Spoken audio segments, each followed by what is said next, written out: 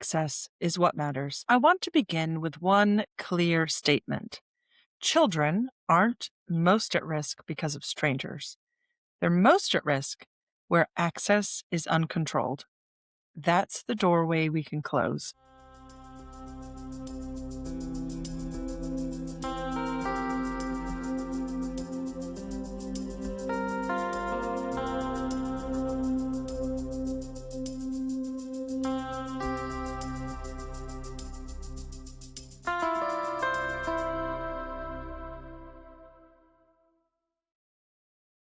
I'm Anna Sonoda, and this is Known and Trusted.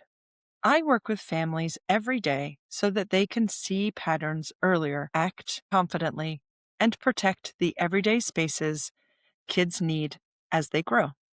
Today, I'll give you a simple map, the GAS model, and 4 practical rules you can use this week.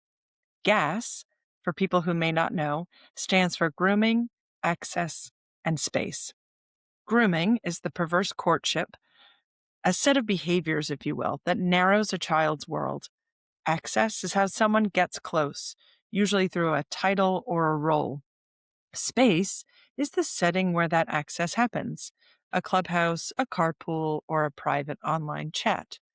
No access, no abuse. What changed with the internet? The internet didn't invent grooming, but it did change one thing: scale and proximity without geography. Kids carry social worlds around with them in their pockets.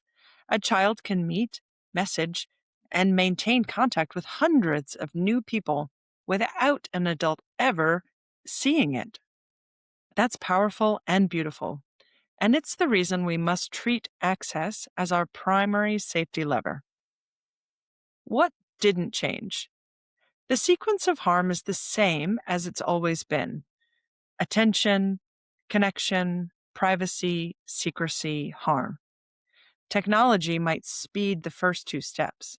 It does not change the signals, however, that you can learn to spot when you understand the grooming process. Why parents miss it? Parents are excellent at spotting blatant danger.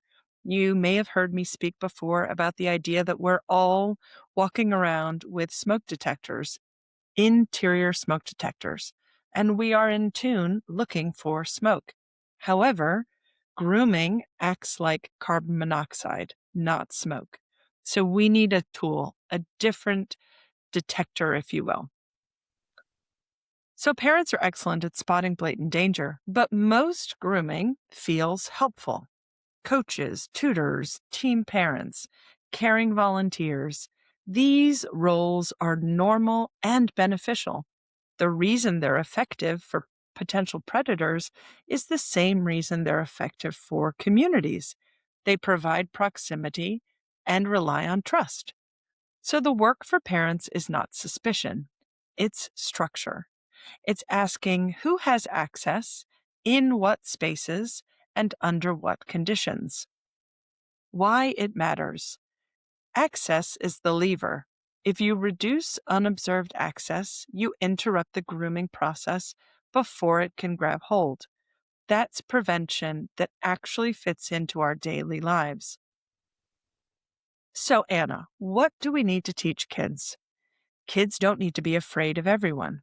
They need a language and a practice of sorts. Teach them 3 signals to notice. 1, someone asking for a lot of one-on-one time.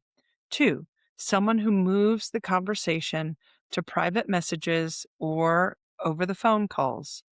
Number 3, someone who asks to keep something secret from parents, other teachers, or other caring adults.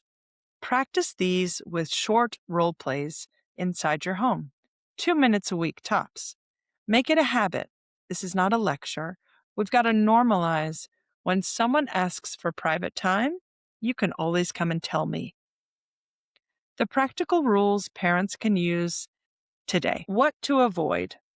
Very young kids should avoid platforms that allow unrestricted private messaging with unknown accounts.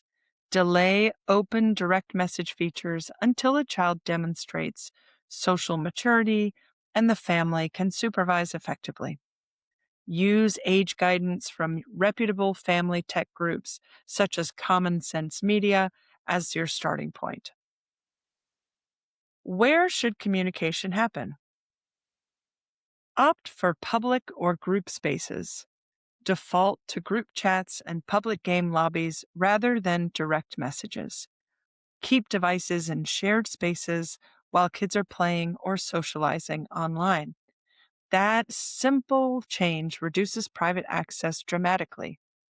Avoid headphones or other tools which remove or decrease adult observation. When to allow use.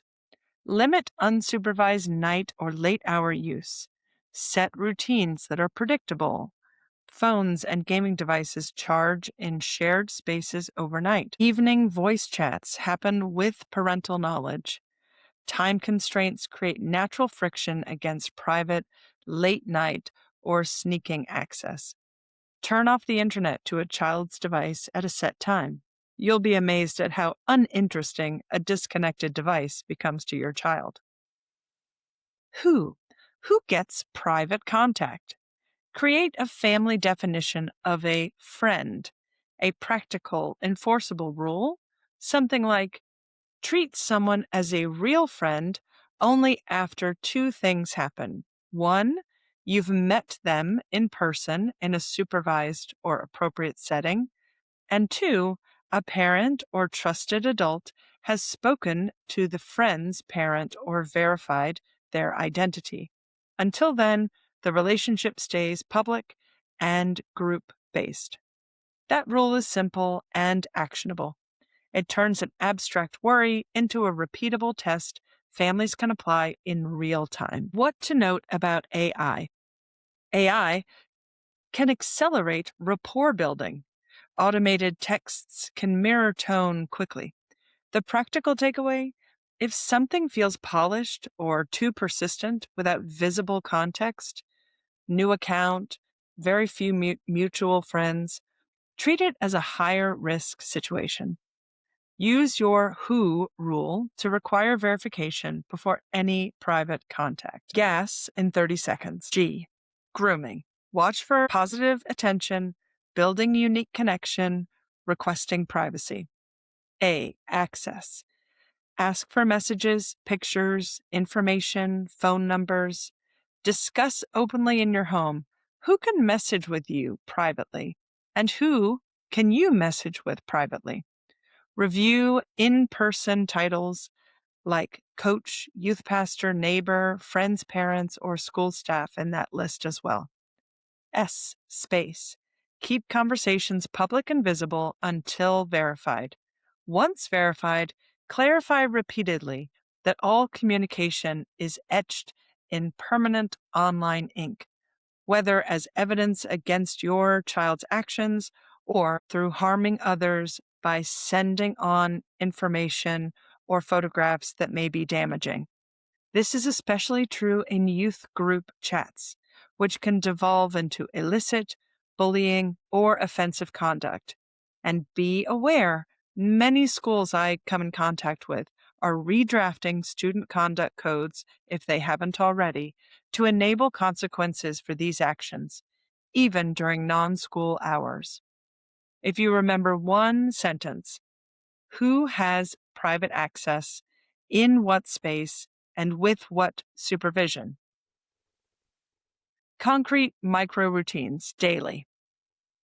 Do a device check. Confirm where devices are charging and review direct messages, including trashed messages. Monitoring software can assist with this process. Weekly, quick access audit. List the top 5 accounts that can direct message your child. Verify which meet the family friend rule criteria. Restrict the rest. App updates. What apps are on the device? Why and what services do they provide my child? Remove harmful or unnecessary apps. Also, a note to parents: double check the apps that seem useful on the surface, as many apps are imitating tools when they are actually a gimmick. Monthly family role play. Rehearse the 1-minute script. for children to say when someone asks for photos, details, numbers, secrets, or private time. And if a new recurring one-on-one contact appears, require a parent-to-parent introduction before allowing private chats. Uphold your position as the gatekeeper for device permissions and access. Scripts you can use right now. A parent can say to a child, before you message privately, tell me who it is and how you know them in real life. A parent can say to another adult, we'd love to meet you with your child present before they can chat privately. Child to a parent can say, can I tell you about someone who asked for a private chat? I think I need your help. You do not need to shrink your child's world in order to keep them safe. You need to shape it. The GAS model gives you a way to do that. Notice grooming patterns, limit access, and design spaces that invite adult visibility and oversight. For my busy parents, you can start today with one small change. Put devices in a secure space overnight, and do not let children sleep with devices in their rooms. Run a quick 5-minute access check this evening. That small change creates real protection, and most importantly, real dialogue inside your home. Remember, no grooming, no access, no space equals no child sexual abuse. If this episode helped, share it with another parent who could use a simple plan. Check out the previous episode on the GAS model for more information on this foundation for prepared parents. Thank you as always for listening, and remember to show up, look up, and speak up. I'm Anna Sonoda, and this has been another episode of Known and Trusted.